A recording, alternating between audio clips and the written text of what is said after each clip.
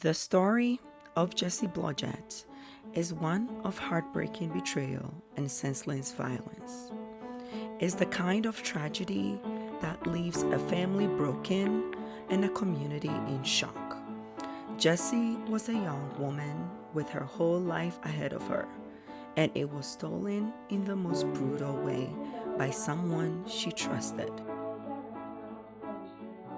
Today, we are going to talk about Jessie's story, what happened to her, and the devastating betrayal behind it. Jessie Blodgett was born to lovely parents Buck and Joy Blodgett. She grew up in Hartford, Wisconsin. She was known for her love of music, theater, and speaking up for causes she cared about, like animal rights and ending violence against women. Jessie was a talented performer and gave music lessons to children. She was kind, smart, and full of potential, with a bright future ahead of her. Jessie wasn't the only talented person in her small town, though. She had a close friend named Daniel Bartelt. Dan was a gifted violinist. He was funny, outgoing, and very smart. Dan and Jessie both loved music and performing on stage. They were very fond of each other. In high school, they even dated for about 4 months, but their relationship didn't work out, so they decided to stay just friends. After high school, Dan and Jessie went to different colleges. They didn't see each other for a long time, but the next summer they met again. Jessie was very happy to see her old friend. At that time, Dan's life was starting to change. He had dropped out of college to everyone's surprise. People thought Dan was smart and believed he would be successful, just like Jessie. Even though his life was different now, Jessie was still happy to have him back. They became close friends again and spent a lot of time playing music together. They even wrote and recorded songs as a team. They stayed close and continued to be part of each other's lives. Dan got a lead role in a play called Bye Bye Birdie. Jessie also got a role in a different play. She played the fiddler in Fiddler on the Roof. Jessie could be seen here on the opening weekend of the play, playing her music for a full crowd. She was also seen here at the cast party. At the party, two older men were trying to flirt with Jessie and made her feel uncomfortable. This would be Jessie's last night alive. On the morning of July 15th, 2013, Jessie's mom and dad left for work. A little later, her mom came back home to drop off some laundry. She saw Jessie sleeping in her bed. Everything seemed normal, so she left again. 4 hours later, Joy came home on her lunch break. The house felt very quiet. She went to Jessie's room and saw her still in bed, in the same position. At first, she thought Jessie was just sleeping, but when she tried to wake her up, Jessie didn't move. Joy walked closer and touched her. Jessie felt cold. When Joy turned her over, Jessie's face was blue. She panicked and called 911 right away. What's the problem? My daughter is blue. I went to wake her up, and I just got home for lunch, and she won't wake up. Is she breathing? I don't think so, no. Okay, you're trying to do CPR? I'm trying to just pump her chest. She also noticed marks around Jessie's neck. Jessie's hair was also wet, and there were signs she had been strangled. Sadly, when the paramedics arrived, it was too late. Jessie Blodgett was dead at just 19 years old. The police found no signs of forced entry. The house hadn't been broken into. An autopsy confirmed Jessie had been strangled to death. The town was in shock. Nobody could believe something like this could happen in their quiet community. Because of the marks on Jessie's neck, police knew right away this was a murder. They started looking for suspects quickly. The first people they looked at were the two older men from the cast party. Jessie had told her friends she felt uncomfortable around them, so police brought these men in for questioning. They also found out one of the men didn't show up for work on the day Jessie was killed. That made police even more suspicious. They questioned both men for hours, but both of them cooperated and answered every question. After checking their stories and alibis, police realized these men had nothing to do with Jessie's death. Now the case had hit a dead end. Police had no solid leads. They had to start the investigation all over again. What the police in Hartford didn't know was that officers in a nearby town called Richfield were already getting close to their suspects. But it wasn't for Jessie's case. It was for a different crime that happened just 3 days before Jessie was killed.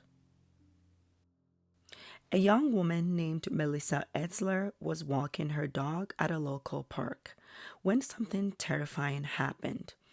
A man suddenly appeared and pulled out a knife. He started attacking her.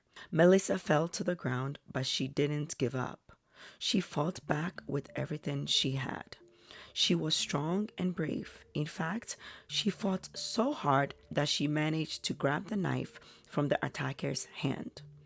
Once the man realized he couldn't win, he started begging Melissa to let him go. He ran away, but Melissa kept the knife. She later gave the knife to the police. Melissa was a total badass. Melissa was also an excellent witness. After the attack, she gave a very detailed description of the attacker. She described him as a white male around 18 to 20 years old, about 6 feet tall, and weighed around 210 pounds. She even noticed he was wearing plaid shorts. Melissa didn't stop there. She was able to describe his car too, including where he parked it. Her clear and detailed account helped the police a lot in their investigation. They didn't know that this would be connected to the Jessie Blodgett's case. The police released a composite sketch of the suspect, but no useful tips came from it. However, a breakthrough came in when a deputy recalled seeing a similar vehicle parked in the same location a few months earlier. At the time, he had ran the license plates. When investigators followed up on the plates, they found it was registered to a middle-aged couple who did not match the suspect's description. But further investigating revealed that the couple had an adult son who matched the suspect's description perfectly. Back to Jessie Blodgett, her family and their entire community were in mourning. A vigil was held the day after her tragic death, bringing together loved ones to share memories and celebrate her life. Danielle Bartelt was among those in attendance. Dan was speaking to the crowd about Jessie when a call came in. This was a call from the police requesting that he comes in for questioning, because Daniel was the son of the middle-aged couple the car was registered to.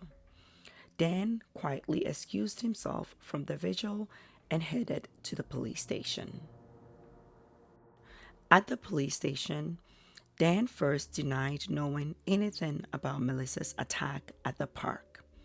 Detectives noticed a wound on his thumb and asked how he got it. Dan claimed it happened at work, but the detectives knew he didn't have a job. Every day, Dan would dress in work clothes and pretend to leave for a job he didn't have. It was all an act. And just like that, the police caught him in his first lie. They pushed him to tell the truth, and after some time, Dan finally admitted that he was the one who attacked Melissa at the park. When asked why he did it, Dan told detectives that ever since dropping out of college, he'd been scared of life and he just wanted someone else to feel the same way. Even though they had a confession and a motive, the investigators didn't have to rely on just that. At the park, they found Dan's blood on several items and a roll of duct tape, the same kind found at his house. They also had their star witness, Melissa. When she saw Dan in a lineup, she immediately confirmed it was him. Dan was arrested. Going back to Daniel Bartel's police questioning, a conversation took place that would turn out to be very important. At the start of the interview, while making small talk, the topic of Jessie Blodgett's murder came up. Daniel mentioned that he had been at her memorial before coming to the station. One of the officers casually asked, "Whatever happened to that girl?" Without hesitation, Daniel replied, "Well, she was raped and murdered." This was a key moment because at that time, the police had never released to the public that Jessie had been sexually assaulted before she was killed. Daniel, knowing that detail, raised a serious red flag. While Dan was in jail waiting for his trial for attacking Melissa, investigators in Richfield contacted the police in Hartford. They wanted to share what they had found about Dan. The Hartford police quickly got a search warrant for Dan's house. When they searched his computer, they found some very disturbing things. There were searches for bondage pornography, spree killers, and snap films. These searches seemed to match what happened to Jessie. In one of the videos, a girl's hair was washed and Jessie's hair was also wet when her body was found. Police brought Dan in for more questioning about Jessie Blodgett's murder. This time, Dan was very careful about what he said. He denied everything and said he had nothing to do with Jessie's death. But even though Dan denied it, the evidence was too strong. Police arrested him for Jessie's murder. The whole community was shocked. Jessie's parents were heartbroken when they found out that Dan was arrested for Jessie's murder. They always thought of Dan as a kind, fun friend to their daughter. At Jessie's vigil, they even comforted him as they all mourned together. It was devastating for them to learn that Dan could be responsible for such a terrible crime. Dan's trial for Jessie's murder took place in 2014. Despite his denials, prosecutors presented overwhelming evidence of his guilt, including forensic findings and his prior history of violent behavior. He was convicted of Jessie Blodgett's murder on August 19, 2014, by a Washington County jury in Wisconsin. He was found guilty of first-degree intentional homicide after a week-long trial. On August 14, 2014,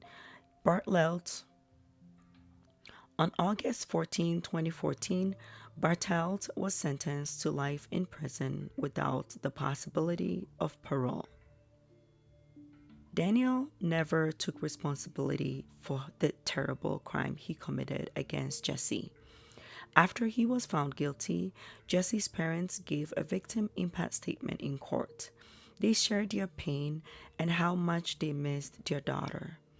Daniel also had a chance to speak, but instead of admitting what he did and apologizing, he denied everything again and tried to make himself look like the victim. Dan is a true psychopath.